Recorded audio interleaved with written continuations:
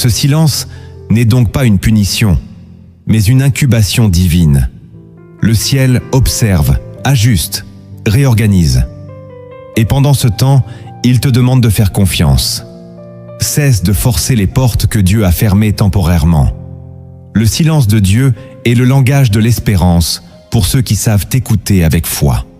Le deuxième principe que tu dois intégrer, c'est que ce que Dieu veut t'offrir ne sera jamais en contradiction avec ta paix intérieure. La chair désire souvent des choses brillantes mais toxiques, rapides mais vides, excitantes mais destructrices. Elle veut conquérir sans discerner.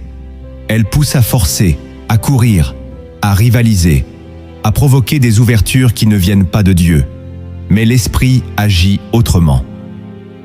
Colossiens chapitre 3, verset 15, nous enseigne que la paix de Christ, à laquelle vous avez été appelés pour former un seul corps, règne dans vos cœurs. Quand une décision trouble ton âme, quand une relation vole ta sérénité, quand un projet t'arrache à ta communion avec Dieu, ce n'est pas une porte ouverte, c'est une alarme spirituelle.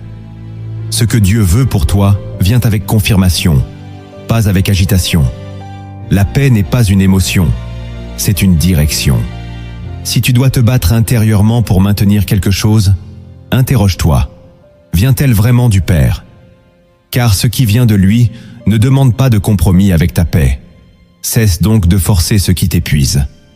Ce n'est pas ta bénédiction qui fatigue ton âme, c'est ton attachement à ce qui n'est pas pour toi. Le troisième principe que tu dois retenir, c'est que Dieu t'éprouve dans l'attente pour voir si tu l'aimes plus que sa promesse. L'histoire d'Abraham en est le miroir parfait. Dieu lui promet une descendance, mais l'oblige à attendre. Et lorsqu'enfin Isaac arrive, Dieu demande à Abraham de le lui rendre sur l'autel. Pourquoi? Parce que parfois, ce que Dieu t'a promis devient une idole dans ton cœur. Et le seul moyen de vérifier que ton amour est pur, c'est de t'inviter à lâcher ce que tu croyais être à toi. Lorsque tu forces les choses, tu montres que tu veux plus le résultat que la volonté divine. Mais Dieu cherche ceux qui peuvent attendre sans corrompre leur foi. L'attente révèle la profondeur de ton attachement.